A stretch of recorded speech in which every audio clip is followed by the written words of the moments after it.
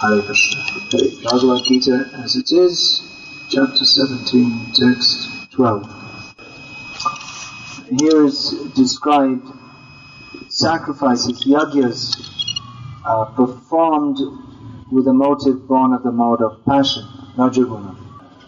So, although sacrifices are specifically mentioned, this description can be given to any kind of religious function, or actually any kind of activity in the material world, religious or non-religious.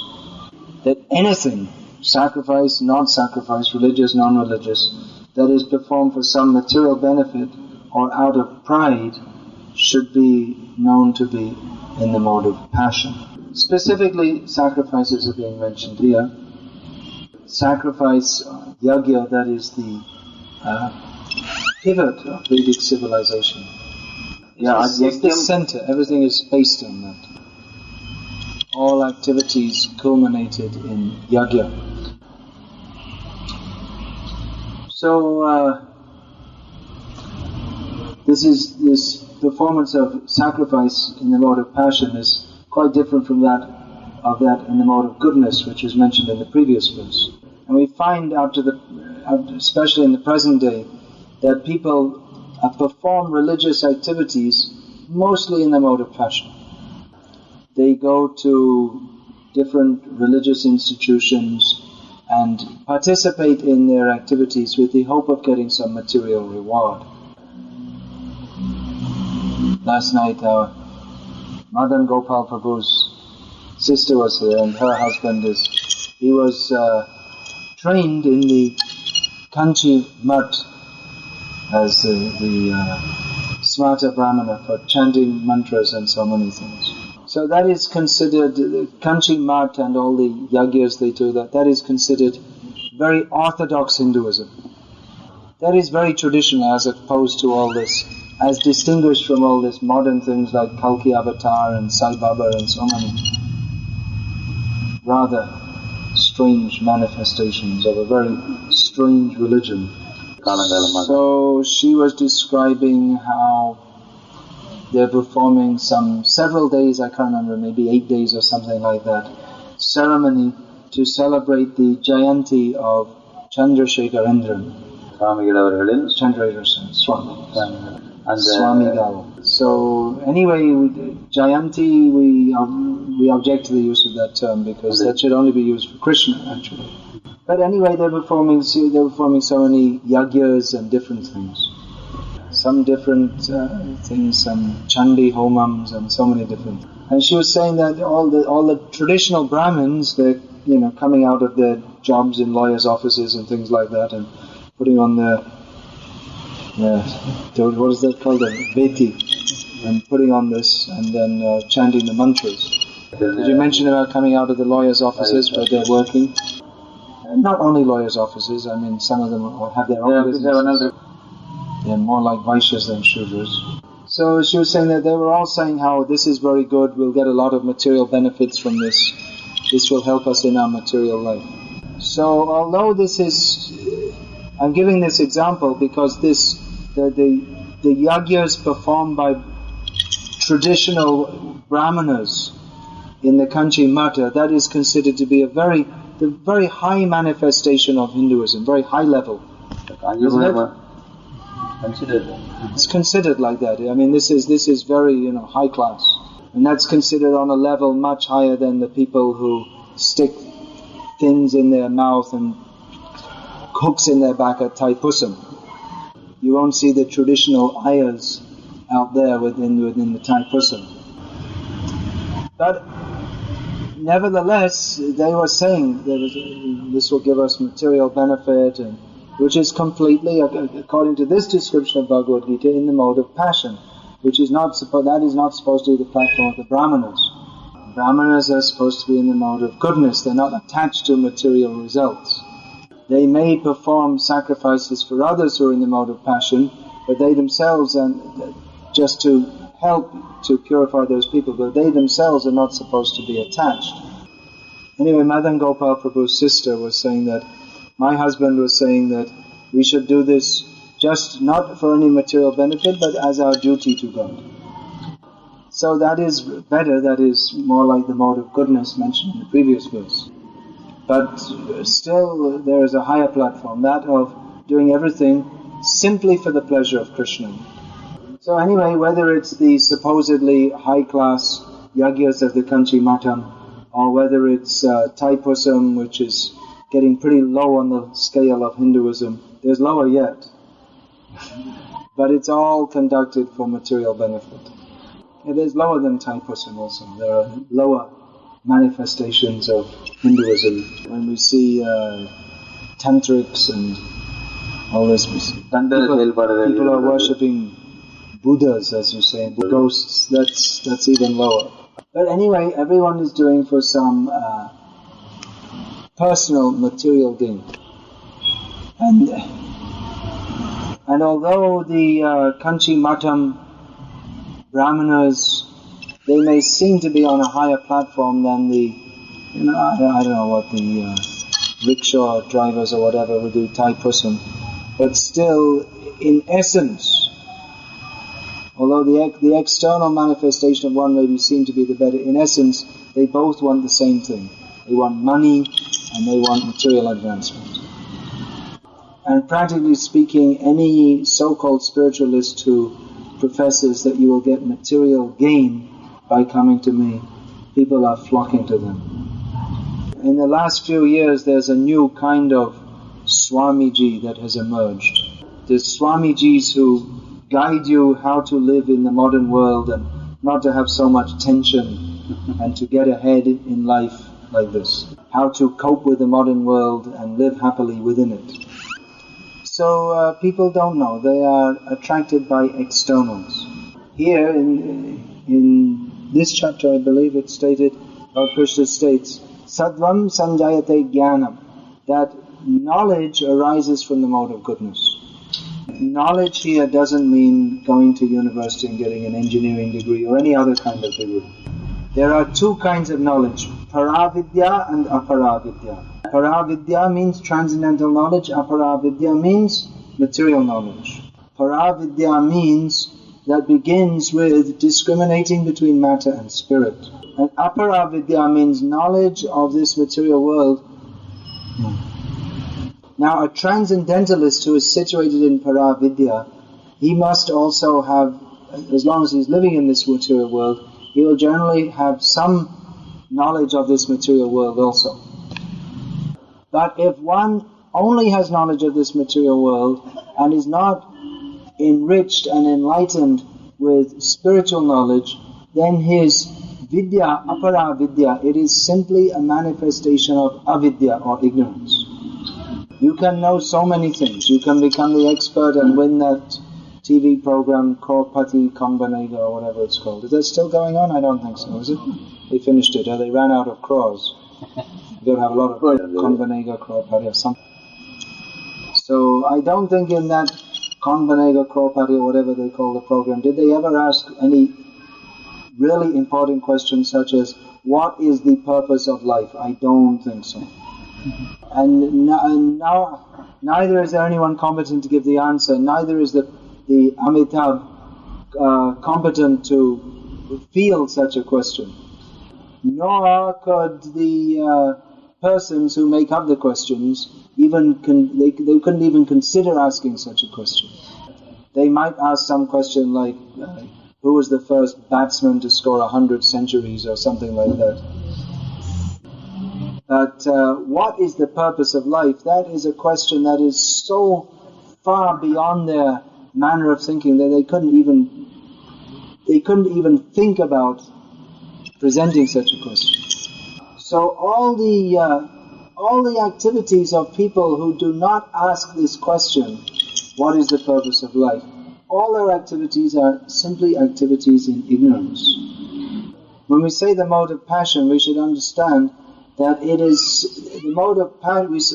It is a manifestation of ignorance. It is not a manifestation of knowledge.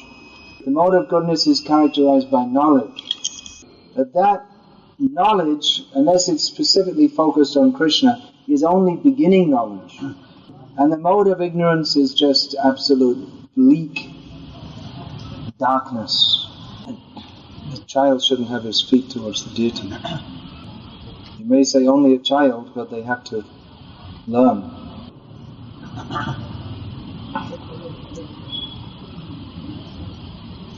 Then, in the mode of passion, there is also religious life. So it is up from the mode of ignorance, which is, in the mode of ignorance there's also religious life, but it's like black magic activities to harm others and so on. In the mode of ignorance there are religious activities which are mixed with meat eating, wine drinking and so on.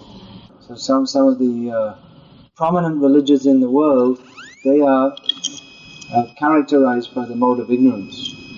But in the mode of passion, people perform religious activities but without knowledge of the actual purpose of life. And therefore they perform yagyas and so many things. Which, to perform a yagya is actually a symptom of a civilized society. In Kali Yuga, the only yagya recommended is Sankirtan yagya, because other yagyas cannot be performed properly.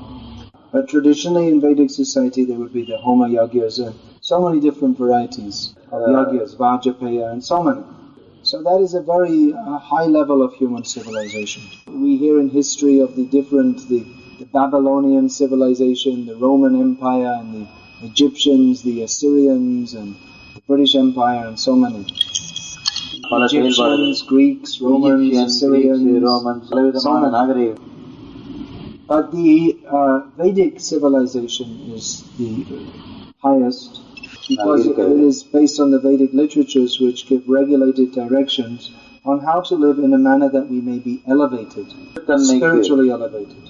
However, despite one's elevation, following all the different rules and regulations which are necessary to perform sacrifices, if one does so in the mode of passion, then practically his motive is not elevated above that of the animals. His motive is simply sense gratification. Within Vedic society, giving respect to Brahmanas was very important because the Brahmanas are in the mode of goodness, and by respecting them, people could be elevated to that platform also.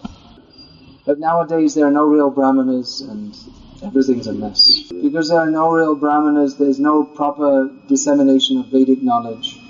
And in the absence of proper dissemination of Vedic knowledge, so many abominations and aberrations have entered into what is now popularly known as Hinduism. Aberration means an unexpected deviation from the proper course. Just like you see nowadays, there are so many bogus incarnations of God. Just I mentioned happened this.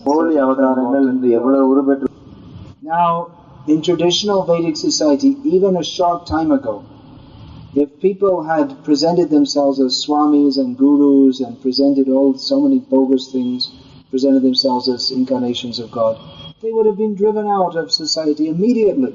But in the absence of actual brahmanas and actual kshatriyas, then these rogues can make their business freely. And because actual Vedic knowledge is so much absent from human society, people, they presume that what appears to be something religious, they just accept, oh, this is actually religious. So someone comes along proposing that he's an incarnation of God or whatever, and they perform some yagyas and this and that, and people who are they're satisfied simply with the show of, oh, they're doing some yagya. But there is no knowledge therein of what is the actual purpose of life. The people performing the so-called yagya are totally unqualified to do so, as they're not only ignorant of the purpose of life, but they have accepted something absolutely wrong as the purpose of life. And they do not follow the principles of sadhachara, of purified behavior. Therefore, there is so much confusion and so much bogus things going on in the name of religion. Practically speaking, we can say, not out of any fanaticism, but on the basis of what is stated by Lord Krishna in Bhagavad-gita, that everything going on in the name of religion in modern society is simply bogus. And not only what's going on in the name of religion, even the whole of material existence, the way people are leading their lives, is totally non-conducive to their actual self-interest. Krishna spoke Bhagavad-gita to give us knowledge by which we could come out of ignorance. Our problem is ignorance. Therefore we should go to Guru to hear to become free of ignorance. The famous prayer, Jnana-timirandhasya jnanam janashalaka chakshurmilitam yena tasmai shri guru. Guru is praised for his basic function of removing the darkness of ignorance by giving knowledge. That means spiritual knowledge. That means knowledge as given by Krishna in Bhagavad-gita. Knowledge of the soul's relationship with the Supreme Personality of Godhead, who is Krishna.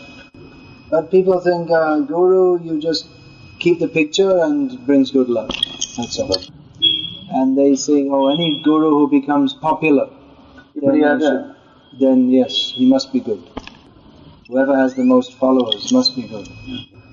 But we see here how Krishna is teaching in detail what are the manifestations of the mode of goodness, passion and ignorance, so that we can recognize all these things and transcend them and come to the platform beyond the modes of nature, the platform of pure Krishna consciousness.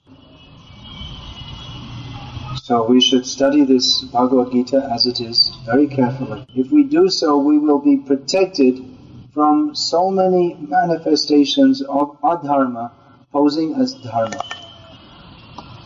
Here in this chapter of Gita, it's described that those persons who take adharma to be dharma and dharma to be adharma, they are influenced by the mode of tamaguna, ignorance. So please study this Bhagavad-gita as it is very carefully and try to understand the simple facts which are stated therein. That Krishna is presenting spiritual knowledge in detail, but the basic principles are very simple. That there is more to life simply than eating, sleeping, working and dying. There is more to life simply than getting married and having children and having relatives and going to marriages. Now it's the marriage season. Yeah. In Tamil, marriage is called kalyanam, which means that which is auspicious. Shubham. But we should understand that what is really auspicious is to get free from all material attachments, such as those produced by marriage, and become attached to Krishna. So marriage is actually, it's only auspicious if husband and wife come together for the sake of serving Krishna. Otherwise it is akalyanam. Akalyanam means inauspicious. And because nowadays the marriage is simply, the kalyanam is simply based on sense gratification, there is no religious basis. Therefore after some time there is akalyanam, means divorce. They get dekalyanam. Demarried. They have marriage, demarriage and remarriage. And then again demarriage and then again remarriage. And no kalyanam, no happiness, nothing. Simply cats and dogs. So we are not against marriage. At least when we're among married people we pretend not to be. We are for whatever will increase our attachment to Krishna. Anyway, this is not the basic principles. The basic teachings of Bhagavad-gita are become attached to Krishna. Understand that we are not the body. The body is temporary. The soul is eternal. The soul is eternal, part and parcel of Krishna. Therefore, the real auspiciousness of the living being is to surrender to Krishna. Hare Krishna. Is there any question about this? Yeah. We are using this word yajna, but usually we heard that the meaning is for the satisfaction of Krishna. That is the word yajna means. But I also said that such things with self-interest and some self-gratification motive, how this word yajna is used. Said in Tamil. So the question is that we use the word yajna, that's meant for the sacrifice of Vishnu, then How is it that people are doing it for their own sense gratification? Yeah, ultimately yajna is meant for the satisfaction of Vishnu, but people are misusing it. The Vedic civilization or the Varnashram civilization is a method to lead materialistic people to Krishna consciousness. If its function was not ultimately beneficial to the living being, it could be said to be almost cheating them. People want sense gratifications, so the prescription is there. Yes, come, perform the yajna. By doing this, you'll get more opportunity for sense gratification. But then the yajna is arranged in such a way that ultimately the offerings are meant for going to Vishnu. So it is a method to indirectly lead people who are interested in sense gratification towards Vishnu. So in that sense, you could say it's a kind of cheating, but it's because it's beneficial, it's not cheating, it's actually for the highest welfare of all living beings. Just like if the mother brings a nice Nadu and shows the child, and says, my dear child, just close your eyes and open your mouth very wide and I shall put this Nadu inside. And then when the child closes his eyes and opens his mouth, she puts a big spoon of horrible medicine inside. So the child may think, my mother has cheated me. But actually it is for the benefit of the child. So, you see this Vedic culture, it has to... Sometimes people, mundane scholars, they criticize Prabhupada's translations of Bhagavad-gita. Because if you study Bhagavad-gita only from a linguistic point of view, then you cannot understand it properly. Even if you study the whole Vedic culture, you're an expert in Sanskrit, you cannot understand the purpose of Shastra without being guided by an Acharya who lives in that tradition. And although you may think that you understand, you don't understand actually at all. Without understanding the essence and the details, why certain things are done, then you will misunderstand. Just like I was saying, there's these bogus incarnations of God, they also arrange yajnas, and to foolish people it all looks the same, but it won't actually yield a good result because it's not done in the proper way, it's done in ignorance. It's just like someone accompanies their brother to the doctor and the brother's sick, and then the doctor gives an injection and the brother becomes better. So then he thinks, well, that wasn't a very difficult thing to do, he just injected him, then he became healthy. So he makes himself a doctor, self-appointed doctor. In English there's a word for this, it's called a quack. Maybe there isn't any word in Tamil for it. It means a bogus doctor. So he starts healing the people in his village. He saw in the doctor's clinic there were different bottles with different liquids. So he also gets some bottles with different liquids, some pink liquid like kerosene, and some white liquid like phenyl. If someone comes saying, I'm very sick, I'm coughing, I think you need some white liquid, this phenyl, that should help you. So we'll find that the patients who go to such a doctor, they will very soon have no diseases because they will be dead. Free from all diseases. So it may seem, he's got the bottles and he's injecting and he looks, just like a real doctor, but the actual result is a disaster. So in the same way, people, they think, someone's performing a yajna, or this man's a sadhu, he must because he's got a long beard. That's the main lakshanam, that's the main characteristic of a sadhu. He should have a long beard and some flowing robes and speak all kinds of mystical terms which no one can understand and talk about love and peace and all this kind of thing. And that's a sadhu. But there's no substance there. Persons who understand Bhagavad-gita as it is, as soon as they see any photo of such a smiling sadhu with a big beard and flowing robes, they don't even have to know what he speaks. They can just know this guy's bogus, just immediately. We know that this person is simply making a show of being a sadhu to cheat people. So we have to understand everything through Shastra, through the Acharya Parampara, through people who are honest, who don't want to cheat us. You study this Bhagavad-gita as it is. Just try to understand it. Then you'll see what is the difference between actual spiritual life and the cheating representation of it. We're repeatedly saying this because unless we understand this distinction, we cannot actually make advancement in spiritual life.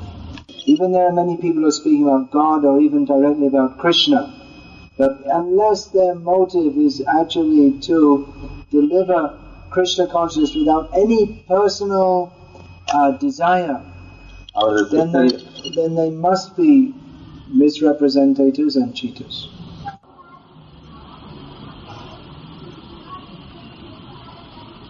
Yeah, there's another question there. We went a little bit off the subject, but anyway.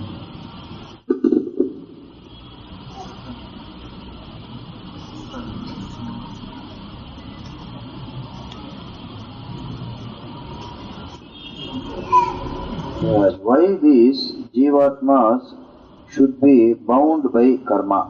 Why they should be bound by karma? Why should the Jivatma be bound by karma? Well, you ask yourself. Krishna says, Sarvadhaman parityaja mamekam sharanam vraja aham tvang sarva papebhyo mokshayishami mashucha. Surrender to me, give up all dharmas and karmas. You give up all different dharmas and I will release you from all karmas. So because we don't surrender to Krishna, then we are bound up by karma. It's very easy to be freed from all karmic reactions, simply surrender to Krishna. So if we're not free from karma, then it's our own damn stupid fault, because we are rascals, that's all. So this Krishna conscious movement is meant for de-rascalization. You can translate that into Tamil, right? That's an easy word to translate into Tamil. The process is to chant the holy names of Krishna. Hare Krishna, Hare Krishna, Krishna Krishna, Hare Hare. Hare Rama, Rama Rama, Hare Hare. And to associate with devotees who are undertaking the de-rascalization process. In other words, those who are pure devotees, or at least aspiring to be pure devotees and following pure devotees. Even if we chant Hare Krishna, if we associate with mixed devotees, people who say that, well, you chant Hare Krishna, you should also enjoy material life a little bit, then it will be very difficult for us to advance properly. We're already thinking how we can enjoy material life. And if someone encourages us in the name of spiritual life, then what is the hope of us making actual advancement? So if someone tells us, well, you chant Hare Krishna and you do Bhakti, but you also worship some demigods and this and that, then such persons cannot actually help us. They're also cheating. It doesn't matter, you don't have to follow strictly. You just, you do what feels natural to you. Because we are in the disease condition, it feels natural to us to act in a manner that is conducive to us taking the bodies of dogs and cats. So Krishna consciousness, it may seem unnatural. No meat, no fish, no eggs, no coffee. So I'm saying, this is very strange. That's because we are in strange consciousness. Because we are in Maya, we think it's normal to be in Maya. Krishna consciousness means to come out of the darkness of ignorance and into the real existence of service to, pure unmotivated service to Krishna. So, Hare Krishna. Hare Krishna. One more question here. There is one argument. Sometimes Brahmanas, those who are still doing, they give that people are not giving. That's why they have to charge. And in one sense, it's true in Kali. People are not giving, therefore they have to charge for performing yagyas. Yeah, it's true. In the yagya performing business, it's like any other business. You have to charge. If you don't charge, then the Brahmanas won't be able to pay for their coffee in the morning. So it's another kind of business. It's got nothing to do with the pure Vedic culture.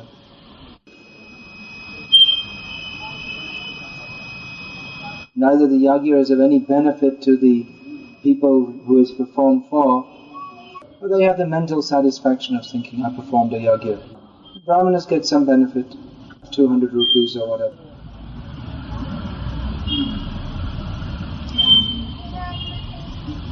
real benefit we will get from chanting Hare Krishna. Hare Krishna, Krishna Krishna, Hare Hare, Hare Rama, Rama Rama, Hare Hare. Even in the best, even if people are pure, this karma kandiya yajnas is not very helpful anyway. Even in the best of circumstances.